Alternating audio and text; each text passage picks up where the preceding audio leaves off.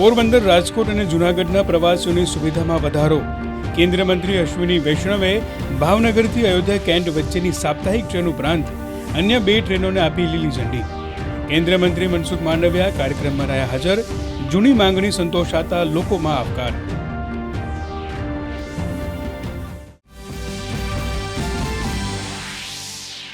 દરિયાઈ માછલીના ઉત્પાદનમાં ગુજરાત સમગ્ર દેશમાં બીજા ક્રમે.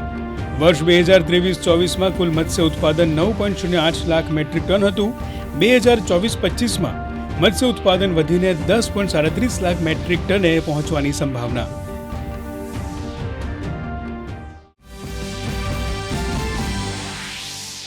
રાજ્યમાં 3 આઈએએસ અધિકારીઓની બદલી. આઈએએસ મોના ખંધારની અન્ન નાગરિક પુરવઠા વિભાગના અગ્ર સચિવ તરીકે નિમણૂક. આઈએએસ આરસી મીણાની બંદર વાહન વ્યવહાર વિભાગના સચિવ તરીકે, તો પી ભારતીની સાયન્સ એન્ડ ટેકનોલોજી વિભાગના સચિવ તરીકે નિમણૂક.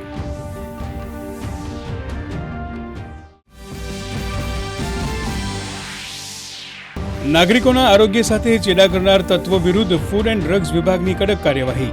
બનાસકાંઠામાં ભેળસેળવાળું ઘીનું ઉત્પાદન અને વેચાણ કરતી પેઢીના ત્યાં દરોડા. 270 કિલોગ્રામ શંકાસ્પદ ઘીનો જથ્થો કરાયો જપ્ત.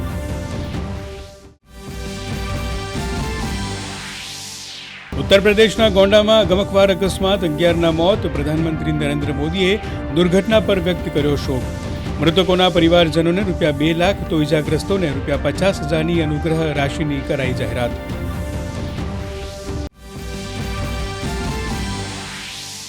હિમાચલથી ઉત્તરાખંડ સુધી વરસાદનો કેર યથાવત. ઉનામાં વરસાદે તોડ્યો 27 વર્ષનો રેકોર્ડ. 6 કલાકમાં પડ્યો 9 ઇંચ વરસાદ. ઉત્તર પ્રદેશ અને બિહારમાં પૂરની સ્થિતિ. દિલ્હીમાં મોડી રાતથી વરસાદ ચાલુ.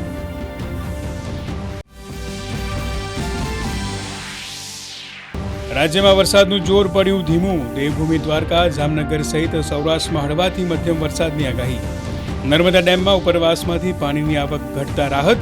ભરૂચમાં નર્મદા નદીની જળસપાટી વોર્નિંગ લેવલથી માત્ર 2 ફૂટ દૂર. નદી કાંઠાના ગામોને કરાયા સાવચેત.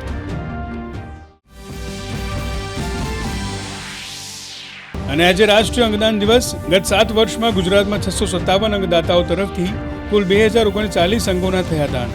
તમામ અંગોનું સફળતાપૂર્વક કરાયું ટ્રાન્સપ્લાન્ટ. હજારો નાગરિકોને પ્રાપ્ત થયું નવજીવન.